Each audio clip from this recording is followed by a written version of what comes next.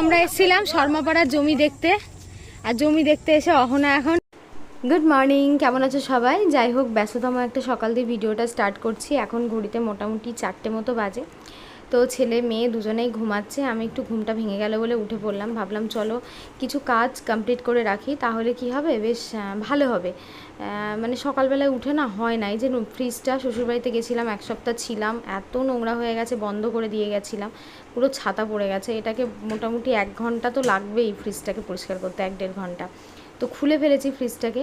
তো আজকে এখন খুলে সব জল ঝরাতে দেবো। তো যদি তারপরে মোটামুটি কাজ হয়ে যাওয়ার পরে ছেলেপিলে না ওঠে, পরে ফ্রিজটাকে মুছবো। আমি আবার একটু ঘুমিয়ে পড়ে তখন 8টা সাড়ে 8টার দিকে উঠবো।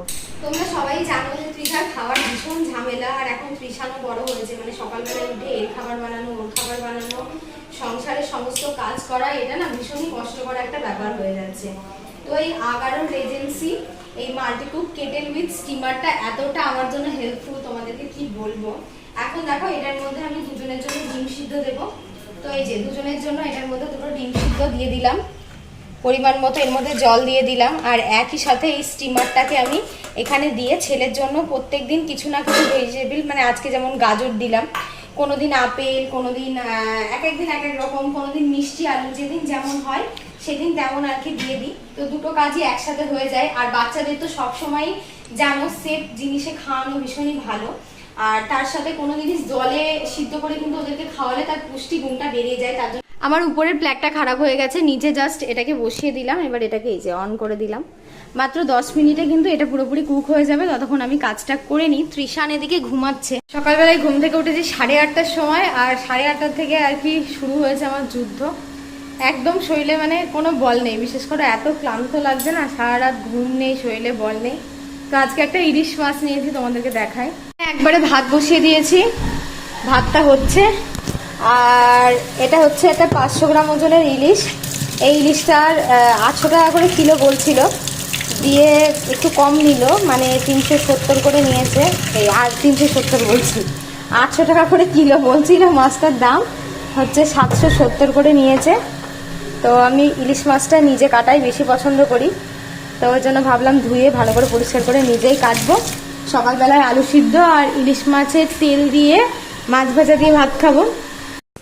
আচ্ছা, আমার একটা বাজে অভ্যাসের কথা তোমাদের সাথে শেয়ার করি। এটা আমার বিয়ের আগেকার থেকে অভ্যাস।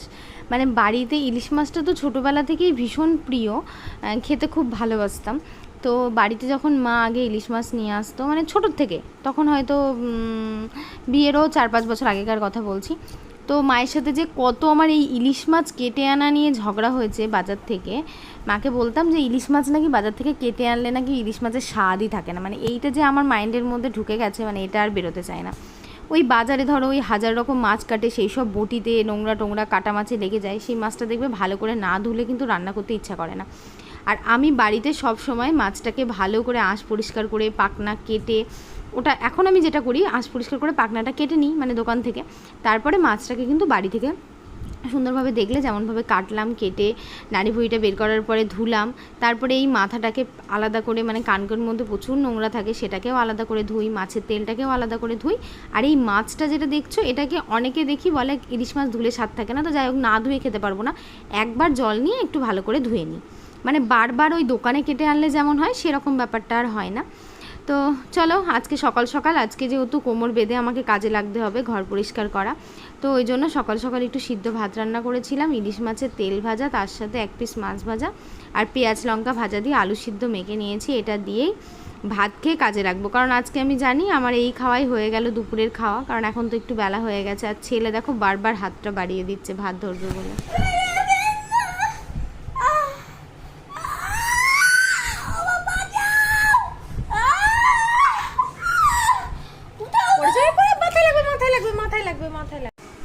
তো দেখো, এবার চলে এসেছি ফ্রিজটার কাছে। ফ্রিজটা আমি ভালো করে ঘষে ঘষে ধুয়ে বালতিতে করে জল এনে এরকম করে ঢেলে ঢেলে দিয়েছি, নাহলে কিন্তু এতটা ডিপ ক্লিন হতো না। আর যত ভিতরের কাচের মানে ডয়ার থেকে শুরু করে যেসব আলাদা প্লেটগুলো লাগানো থাকে, সবজি ডয়ার, সমস্ত কিছু আলাদা করে ধুয়ে রোদে দিয়েছি, মানে দিয়ে দিয়েছিলাম। তো এই দেখো পুরো একদম দেখো কেমন ছিল, আর কত সুন্দর মনে হচ্ছে না নতুন হয়ে গেছে ফ্রিজটা আমার। তো এগুলো সেট করাও কিন্তু ঝামেলা আছে, খোলা যেমন ঝামেলা, এগুলো চলো ঠিক আছে, এগুলো সেট করতে কোনো প্রবলেম নেই। টপাটপ এই যে ডোরের যে সাইডে বোতল রাখার যে র্যাকগুলো থাকে, এটাতে কিন্তু একটু অসুবিধা। আর আজকে গরমটাও জানো তো অত্যাধিক মারাত্মক পরিমাণে গরম পড়েছে। তো এবার তোমাদের সাথে একটা ঘটনা শেয়ার করি। মাঝে মধ্যেই কমেন্টসে অনেকজন বলছো দিদি কবে বাড়ি করবে, কবে বাড়ি করবে। বিশ্বাস করো কেন জানি না মাঝে মধ্যে মনে হয় যে অ্যাকচুয়ালি আমার বাড়িটা সত্যি হবে তো, আমি বাড়িটা করতে পারবো তো, ভগবান যেন কোনোভাবেই আমাকে সাথ দিচ্ছে না। তো এবার তোমাদেরকে বলি, পৌরসভা এলাকাতে বাড়ি করতে গেলে অনেক রকম ব্যাপার থাকে। নো অবজেকশন সার্টিফিকেট, তারপরে মিউটেশন, তারপরে ভিটি করতে হবে জমিটাকে, ভিটি যদি না করা থাকে তারপরে মানে কি বলে প্ল্যান পারমিশন করতে হবে। এগুলো করতে একটা মানে বড় মোটা অ্যামাউন্টের দরকার, সেটা তো আলাদা কথা। আর তার থেকেও বড় ব্যাপার হলো অনেকটা টাইমের দরকার, যে টাইমটা কিন্তু আমার মানে কি বলবো মনে হচ্ছে না আর ফুরাচ্ছে না। ছেলে হয়েছে যবে থেকে তবে থেকে পেপারস করছি, দেখতে দেখতে ছেলে 9 মাস হয়ে গেল, 9 মাস ধরে আমার পেপারস কমপ্লিটের কাজ এখনও চলছে না। তোমরা জানো যে ইলেকশানের জন্য অনেক কাজ পিছিয়ে গেছিলো, তারপরে এখন আবার লোনের নিয়ে একটা ঝামেলা, কারণ আমরা তো ক্যাশ টাকায় বাড়ি করতে পারবো না, আমাদেরকে লোন নিতে হবে, সেটারও একটা ঝামেলা। তো দেখা যাক, তোমাদের দাদাভাই যদি সামনের সপ্তাহে বাড়ি আসে, আশা করছি হবে। তো ভগবান সাথ না দিলে কিছুই হবে না। তো ইলিশ দিয়ে বেগুনের একটা কালো জিরে দিয়ে সর্ষে লঙ্কা বাটা দিয়ে পাতলা ঝোল খেতে খুব ভালো লাগে, কিন্তু ঘরে যেহেতু আমার আজকে বেগুন ছিল না, তো সেই কারণে শুধু আলু দিয়েই করেছি। ঝোলটা পাতলা হলে কি হবে, এত টেস্টি হয়েছে, মানে সর্ষের যে খোসাটা সেটা আমি ছেঁকে দিয়েছিলাম, মানে টেস্টটা অপূর্ব হয়েছে। আর মাছটাও খেতে দুর্দান্ত, দেখতে এরকম লাগলে কিন্তু খেতে বেশ ভালো। আমরা এসেছিলাম শর্মাপাড়ার জমি দেখতে, আর জমি দেখতে এসে অহনা এখন ঘ্যাটকুলের মানে আজকে মনে হয় এ যা ঘ্যাটকুল হবে এই প্যাকেটে রেখে দিতে হবে। এইটা দারুণ, গাছটা একদম লাগিয়ে দিলে দারুণ হবে। আর ডাটির গাদা, কালকে সকালে আমরা বিজনেসে যাবো।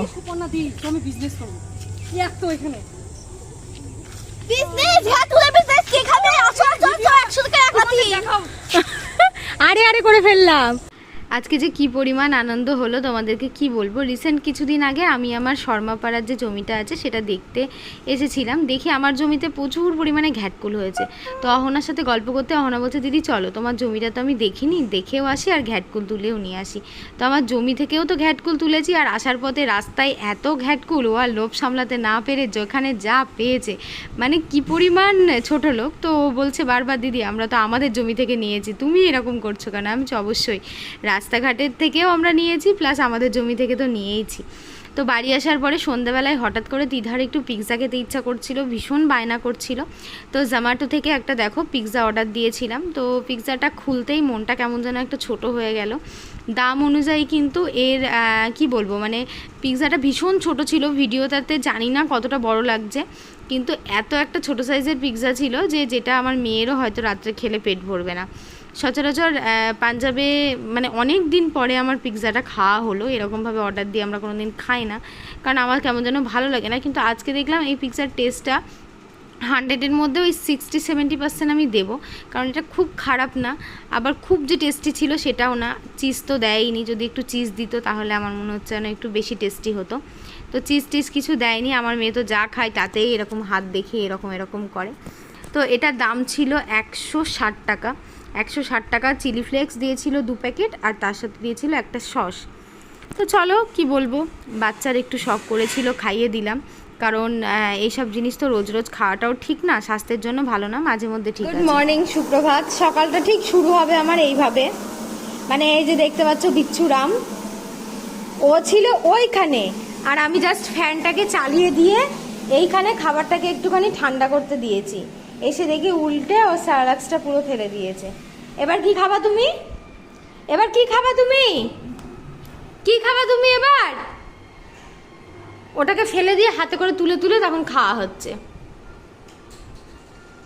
এই দুষ্টুমির কি কোনো লিমিট আছে? হ্যাঁ, ও দাঁড়া, তুই আমাকে বকছিস? ও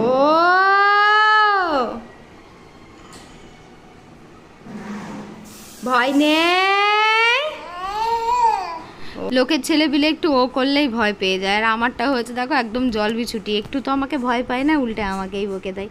তো টাটা বাই বাই, আজকের ব্লগটা এই পর্যন্তই। সবাই ভালো থেকো, সুস্থ থেকো, সাবধানে থেকো।